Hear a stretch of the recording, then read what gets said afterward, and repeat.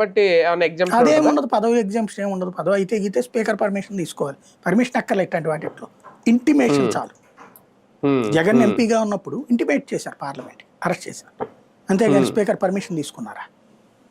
అక్కర్లేదు కదా అక్కడ బేసిక్గా. అవును ఇక్కడ ఈయన కాన్సెప్ట్లో ఉన్నది ఏంటంటే రఘురామకృష్ణరాజుది అప్పట్లో ఒక లాజికల్ టెక్నికల్ పాయింట్తో ఆపుకున్నాడు సుప్రీంకోర్టులో. ఇట్లాంటి వాటికి నోటీస్ ఇవ్వాలి ముందు, నాకు నోటీస్ ఇవ్వకుండా నా మీద కేసు పెట్టారు అని. సుప్రీంకోర్టు మనం చెప్పింది దీంట్లో నోటీస్ ఏందయ్యా అని. అయిపోయింది నోటీస్, అక్కడ టెక్నికల్ పాయింట్ పక్క వెళ్ళిపోయింది. ఇన్ని సంవత్సరాలు ఆయన ఆగగలిగాడంటే టెక్నికల్ పాయింట్ మీద నిజంగా గ్రేట్. ఆయనకున్న లాయర్లు, ఆయన కెపాసిటీ, ఆయనకున్నటువంటి పలుకుబడి మెచ్చుకోవాలి. మన దేశంలో ఉన్నటువంటి వ్యవస్థలోని బలహీనతకి సాక్ష్యం అది 2022 నుంచి 25 అంటే.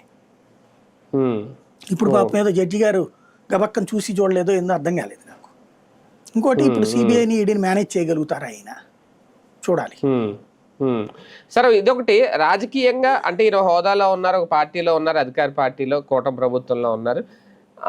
పార్టీ తీసుకునే డెసిషన్ ఏమన్నా ఉంటుంది ఇలాంటి సందర్భాల్లో? లేదు అది ఆయన వ్యవహారం అని చెప్పి పట్టించుకోదా, వదిలేస్తారు? రేపు ఇప్పుడు ఇదివరకు సుజనా చౌదరి, సీఎం రమేష్ ఇలా వచ్చినప్పుడు ఏం చేసింది పార్టీ?